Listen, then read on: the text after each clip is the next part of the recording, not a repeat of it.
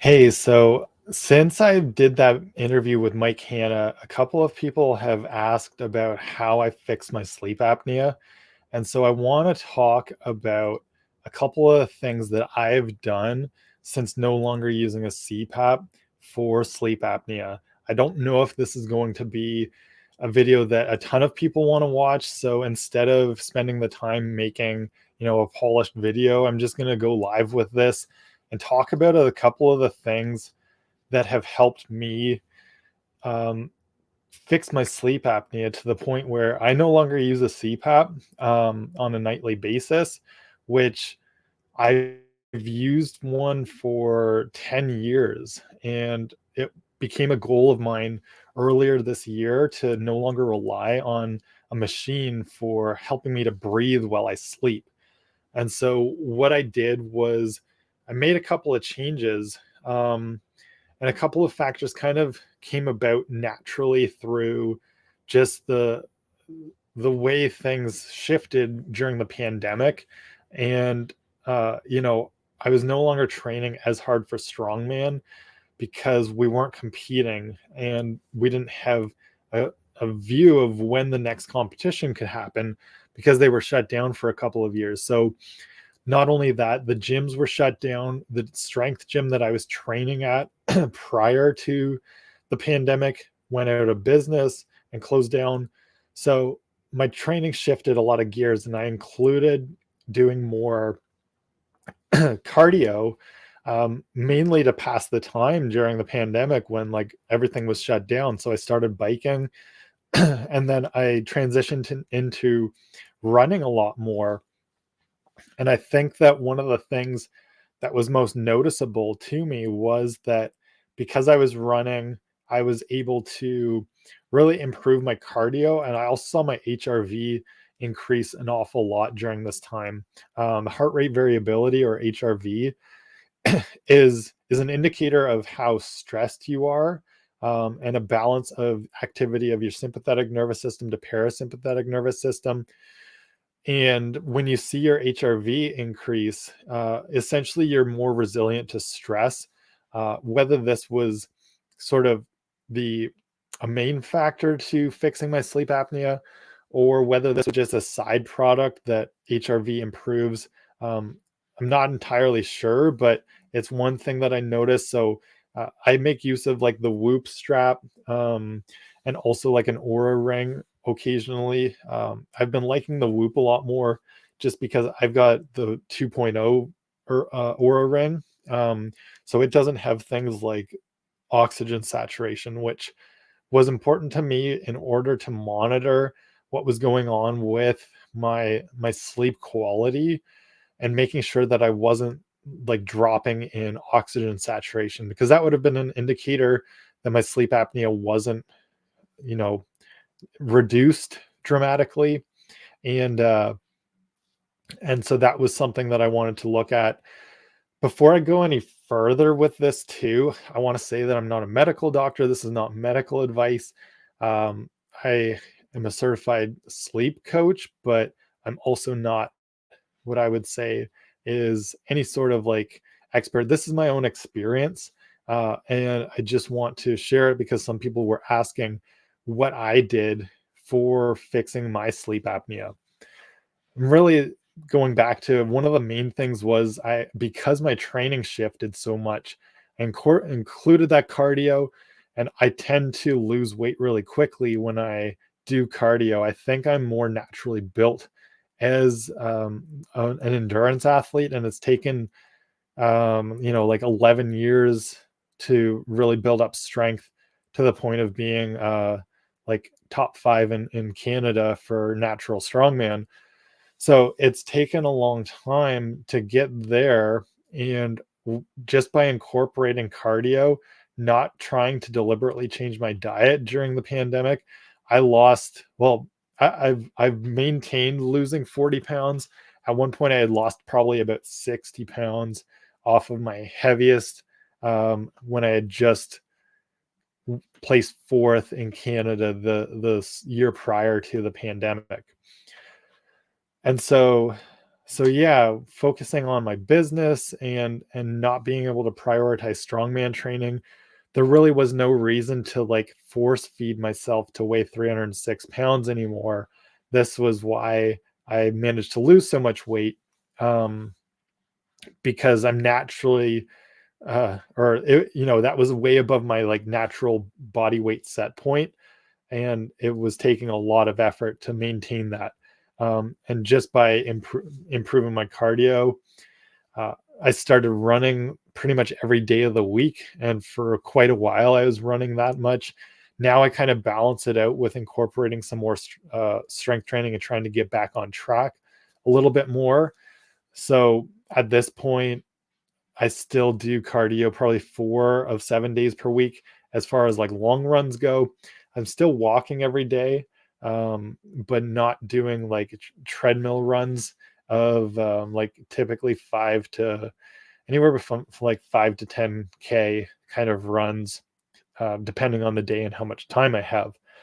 So, I think that running and increasing cardio, I noticed the correlation there with improving HRV dramatically. And the better that my cardio got, as far as the better I was able to run, directly related to how I saw the changes go in my heart rate variability. And so that's why I think there maybe is some relationship there as far as what happened with that. Um, and then, but, but I also, like I said, I kind of set the goal for myself of wanting to stop depending on a machine to help me sleep. And I realized at first it was kind of a struggle phase to go through, because your lungs almost get like weak in being used to having a machine force air down your throat and into your lungs in order to keep you breathing through the night. And it's like they get lazy and they just depend on having that extra air come in. And so it wasn't like I transitioned perfectly out of using the CPAP. But as I kind of realized that, and I set the goal and I wrote the goal down, that I didn't want to have to depend on a machine for, if, say, I wanted to travel somewhere. And it's always been like that I'd have to pack like an enormous suitcase because I also had to pack the CPAP in there. And it's not easy to travel with uh, like having to go with the CPAP everywhere. Or if I wanted to like camp or be more resilient with being anywhere, and like that maybe doesn't have electricity to plug in. And I know they sell batteries for the CPAP, but still, it's like, once again, kind of if you're trying to go off the grid or camp or anything like that, kind of defeats the purpose. To also have to have a CPAP there. So I really set the goal and the intention that I was going to figure this out for myself. And then I had I tried using the like those nasal strips, like the Breathe Right nasal strips. And I tried and I noticed that it made a difference for me. I don't know if this is like a huge difference, but it definitely opens up my airway and like my nostrils to be able to breathe through my nose better. So I like to make use of those, whether that makes a small difference. And then the other thing that I did was I downloaded the Pillow app on my iPhone. I've talked about this in a previous video because it's actually really great for helping us to sort of see some sleep trends, as well as almost like using your Apple Watch as a Whoop or an Aura Ring. If you don't want to buy one of those devices and you already have an Apple Watch, like this app is like $7 a month, I think, for the like all the features. But the feature that I was most interested in was it has like this nighttime audio detection, and it'll pick up any snoring. It'll pick up any sounds in your environment, and it'll categorize them based on like an algorithm predicting what the sound was. And so I was listening in every night and trying to see if I was actually snoring or how frequently I was snoring. And also not just snoring, but like the gasping that we get with sleep apnea. So that was another thing that I made use of to know I was on the right track and that I was kind of like being safe about coming off of a CPAP, because I'm sure a lot of people that are tuning into this or are curious know that, or have that fear in the back of their mind that um, they may die just because like they stop breathing in their sleep. And at my worst, I did have pretty severe sleep apnea. My AHI was 60, meaning like I would stop breathing 60 times an hour, essentially once every minute, or a little bit more than that. And like my O2 saturation, I think was getting down into like it was getting pretty low. I forget. I'm not gonna like falsely say that it was like something that maybe wasn't true, but um, so that was another thing that I know, that I had pretty severe sleep apnea, and I'd get some of those classic symptoms if I didn't use the CPAP of the dry throat and like the sort of like your stomach feels like you did an ab workout because you're doing a lot of gasping in your sleep.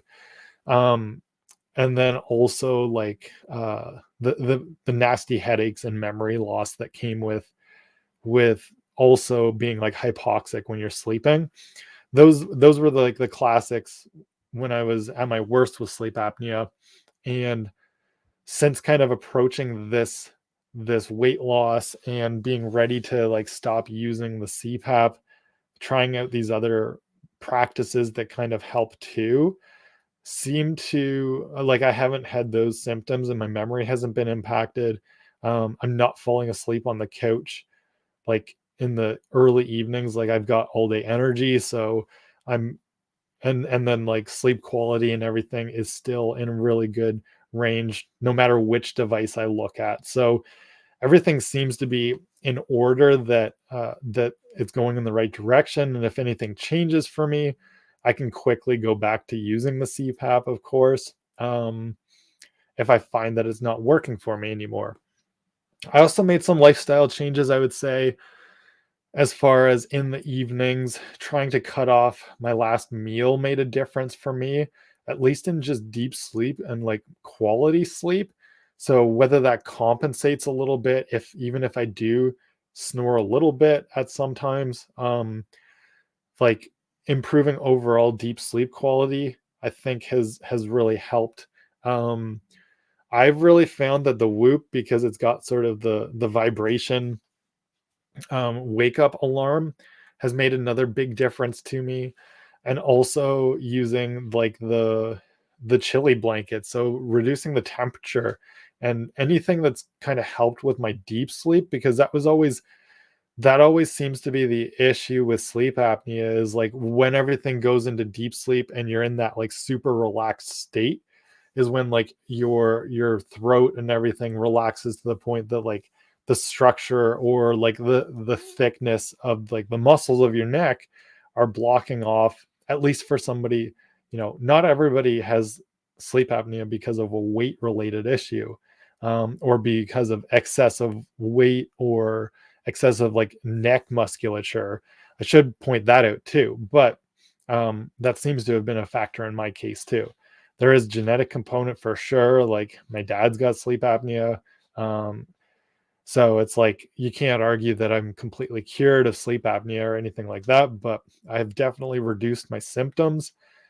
And if this is helpful for anything, those are kind of the steps that I went through for this. But once again, I'm not a doctor and I'm not claiming to be a doctor about this. I am a certified sleep coach, but that also doesn't mean that like I've experienced everything around this or that I'm recommending anybody else do this. I just wanted to share because some people were asking, and maybe this can provide some insight. Um, but yeah, hopefully you found that helpful. Leave any comments that you may have if there's anything that you know you're wondering about or curious about in regards to that, and I'd be happy to answer some more.